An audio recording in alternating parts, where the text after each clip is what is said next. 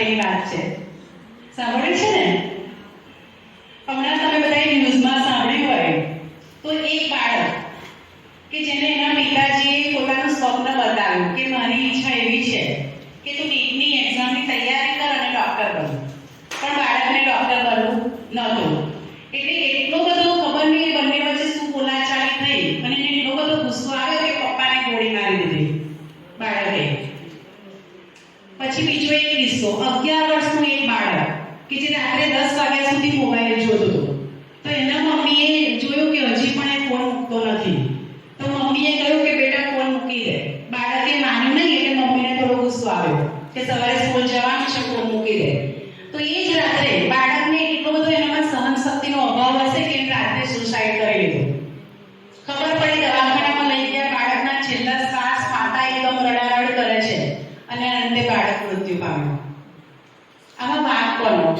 માતાનો કે જેને એવું કહ્યું કે બેટા ફોન મૂકી દે, કે પછી બાળકનો કે જેનામાં સહનશક્તિનો અભાવ હતો? જે બાળકે તેના પિતાને ગોળી મારી એમાં વાંક કોનો? શું બાળકને સ્વપ્ન બતાવવા એ ગુનો છે? તો કેમ બાળકે તમારા સ્વપ્નોને સમજતો નથી? આજે એના પિતાજીને ડોક્ટર બનવાનું કહ્યું એનો અર્થ એવો થયો કે ચોક્કસ એ બાળકનામાં એની ક્ષમતા હશે. કારણ કે આપણે આપણું બાળકને ઓળખીએ કે એવરેજ છે, વીક છે કે બની શકે એવું છે અને એ પ્રમાણે આપણે ફિલ્મ જોતા હોઈએ. તો આજે આપણો સમાજ કઈ બાજુ જઈ રહ્યો છે? તમને લાગે છે? હું તો પોતે સ્કૂલ ચલાવું છું.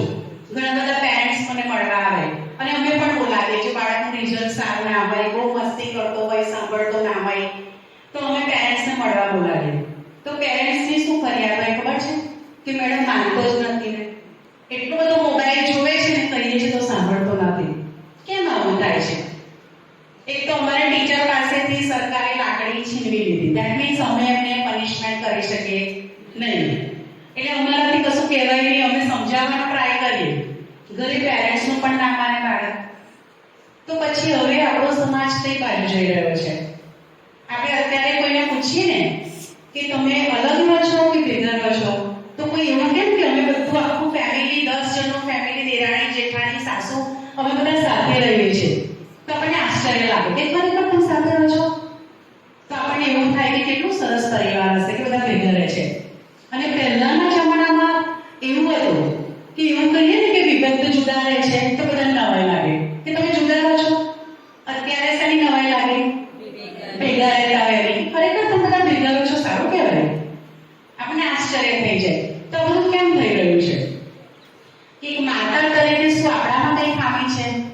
એક માતા તરીકે બાળકને આપણે જે સમય આપવો જોઈએ નથી આપી શકતા? શું ખૂટે છે?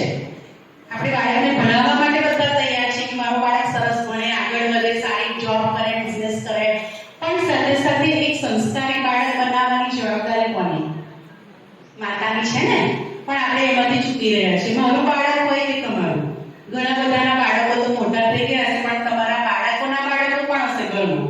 અને તમે જોતા હશો કે ફોન એટલો બધો જુએ બાળકો કે આવું કોઈનું સાંભળે જ નહીં. કેમ આવું થયું ખબર છે? નાનું હોય ને બાળક એટલે પજવે ને મમ્મીને, તે કામ કરતા હોય, રોટલી બનાવતા હોય, તો મમ્મી શું કહે? બેટા કાર્ટૂન જો, ત્યાં સુધી મમ્મીની રોટલી બની જાય. તુવેર ખોલતા હોય, પાપડી ખોલતા હોય અને બાળક બધું વેર વિખેર કરતું હોય એટલે શું કરે? ફોન આપી દે કે લે ફોન જો. પહેલાના જમાનામાં જ્યારે મમ્મી રોટલી બનાવે અને બાળક પજવે તો શું કરતા હતા? ગરડા જે અમુક જણ છે એમને ખબર હશે, ફોન નતા. તમે શું કરતા હતા? નાની આદમીને વેલામાં રાખે, પછી શું કરે? એક બે ગુલ્લા આપી દે કે લે બેટા માં. એટલે શું થાય? બાળક એમાં બિઝી થઈ જાય અને માની સાથે ટાઈમ પણ સ્પેન્ડ કરે. એને એમ લાગે મમ્મી મારી સાથે છે અને મમ્મીને પણ લાગે કે બાળક મારી નજર સામે છે. અને અત્યારે આપણે ફોન આપી દઈએ છીએ એટલે ફોનમાં ઘણું બધું શીખવાનું આવે છે. બાળકો બહુ જ હોશિયાર છે અત્યારના. એટલું ટેકનોલોજીકલ માઇન્ડ છે કે વાત ના પૂછો. આપણે જ્યારે ભણતા હતા ત્યારે 70 માર્ક્સે પહેલો નંબર આવતો હતો, પરંતુ પછી અત્યારે શું થયું? 99.99% ત્યારે ફર્સ્ટ નંબર. એટલે આવું બધું અત્યારે થઈ ગયું છે. પણ ટેકનોલોજીકલ માઇન્ડની લાગણી શું થઈ છે? શૂન્ય થઈ ગઈ છે. એટલે અમારી વિઝન ચાઇલ્ડ કેર સ્કૂલ અને પ્રજાપિતા બ્રહ્માકુમારી ઈશ્વરીય વિશ્વવિદ્યાલય બંને સાથે મળીને આવતા મહિને એક કાર્યક્રમનું આયોજન કરવા જઈ રહ્યા છે, જેનું ટાઇટલ છે માતા બને ભાગ્ય વિધાતા. માતા બાળકની ભાગ્ય વિધાતા બની શકે કે નહીં? અત્યારે ટાઈમ બેન ઘડિયાળ બતાવે છે મને, એટલે મારે થોડી ઉતાવળ કરવી પડશે. પણ આપણે ડિટેલ્સમાં આ કાર્યક્રમની અંદર શું છે કે બાળકને કઈ રીતે મોબાઈલથી દૂર રાખો. આજે હિંસક બની રહ્યો છે બાળક માતાનું ખૂન કરે છે, ભાઈનું ખૂન કરે છે, તો કઈ રીતે એને આવા દુર્ગુણોથી દૂર કરવો, એ બધા પ્રશ્નોની ચર્ચા આપણે એમાં કરીશું.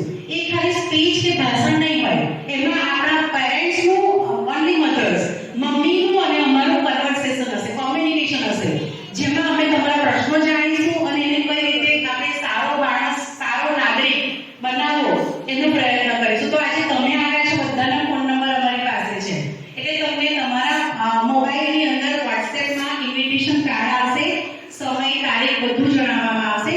પરંતુ જે આજે નથી આવ્યા એ બધા જ આપણી આજુબાજુમાં રહેતા જે લોકોના બાળકો કેજી થી લઈને ધોરણ 8 સુધીમાં અભ્યાસ કરે છે, એ બધા જ પેરેન્ટ્સને આપણે મેસેજ પહોંચાડીશું અને બધી જ મધર્સને કે જેના બાળકો નાના છે એમને ખાસ આપણે પ્રોગ્રામમાં લઈ આવીશું. તો તમને બધાને આ કાર્યક્રમનું આમંત્રણ છે, બધા આવજો અને તમારી આજુબાજુના બધાને લઈ આવજો. ચોક્કસ એમાંથી તમે કંઈક લઈ જશો જેથી તમારું બાળક તમારું બનશે. સુનીતા વિલિયમ્સ સ્પેસમાં ગયા, પૃથ્વીની તો વાત છોડી દો, પણ ક્યાં પહોંચ્યા? સ્પેસમાં પહોંચ્યા. તેવી જ રીતે ઇન્દિરા ગાંધી, ભારતના વડાપ્રધાન. અત્યારે આપણા રાષ્ટ્રપતિ છે દ્રૌપદી મુર્મુ, એ પણ એક સ્ત્રી શક્તિનું ઉદાહરણ છે. અને તેવી જ રીતે નિર્મલા સીતારામન, નામ સાંભળ્યું છે બધાએ? કારણ કે સૌથી મહત્વનું આપણા ઘર માટે હોય, સમાજ માટે હોય કે દેશ માટે, સૌથી મહત્વનું શું છે? Economy, right? પૈસાનો વહીવટ. અને એ પણ જુઓ, આજે આખા દેશનો વહીવટ પણ કરી રહ્યું છે એક સ્ત્રી, રાઈટ? તો આ બધું કઈ રીતે શક્ય બન્યું? હું તો એવું માનું છું કે અમારા પરમપિતા શ્રી પરમાત્મા 1937 ની અંદર પ્રજાપિતા બ્રહ્માના તનમાં આવી અને ગીતાનું જ્ઞાન આપ્યું. અને એ જ્ઞાનનો કળશ કોના માથે મૂક્યો? માતાઓના માથે. કેમ? ભગવાનને પૂરેપૂરો વિશ્વાસ હતો કે જે કાર્ય કોઈ નહીં કરી શકે, કોણ કરશે? માતાઓ કરશે. માતાઓ સમાજને આગળ લઈ જશે, સમાજની ઉન્નતિ કરશે, નરને નારાયણ અને નારીને લક્ષ્મી બનાવશે. એ શિવ બાબાનું જ્ઞાન આજે તમે જુઓ તો કેટલું બધું અત્યારે અસર કરી રહ્યું છે. અને આજે તમારી સામે જે બધા બેઠા છે, ઈલાબેન છે, તરુદીદી છે, આપણા પ્રજ્ઞાબેન, મીનાક્ષીબેન, કૃતિબેન, અમિતાબેન, એ બધા નારી શક્તિઓ છે કે જે આપણે એમાંથી પ્રેરણા લેવાની છે કે એમણે એવું શું કર્યું કે આજે સ્ટેજ પર છે. તમે બધા ઇમ્પોર્ટન્ટ છો. આપણે બધા બહુ સરસ ઘર ચલાવી રહ્યા છીએ, કામ કરી રહ્યા છીએ, બધું જ કરીએ છીએ, રાઈટ? તો સ્ત્રીઓનું સન્માન ભગવાને એટલું બધું કર્યું કે આજે દરેક ક્ષેત્રની અંદર કોઈ ક્ષેત્ર એવું મને બતાવો કે જ્યાં નારી ના હોય, રાઈટ? તો બધે આગળ વધી રહી છે. તો આ કાર્યની સૂક્ષ્મ રીતે પ્રેરણા આપનાર એવા પરમપિતા શ્રી પરમાત્માનું આપણા કાર્યક્રમની અંદર સ્વાગત છે, સ્વાગત છે, સ્વાગત છે.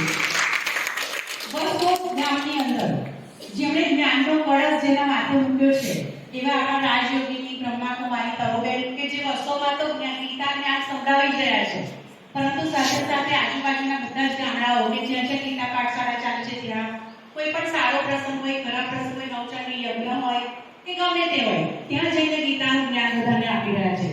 તો એવા રાજયોગીની બ્રહ્માકુમારી તરુબેનનું પણ આ કાર્યક્રમની અંદર સ્વાગત છે, સ્વાગત છે, સ્વાગત છે. ઈલાબેન વકીલ, એમનું પણ સ્વાગત છે. પ્રજ્ઞાબેનનું પણ આ કાર્યક્રમની અંદર સ્વાગત છે, સ્વાગત છે, સ્વાગત છે.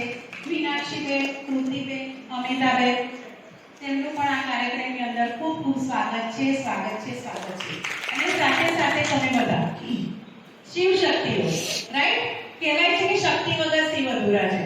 એટલે શિવની જે શક્તિઓ છે તે સૌ માતાઓ શિવ શક્તિઓનું પણ આ કાર્યક્રમની અંદર સ્વાગત છે, સ્વાગત છે, સ્વાગત છે.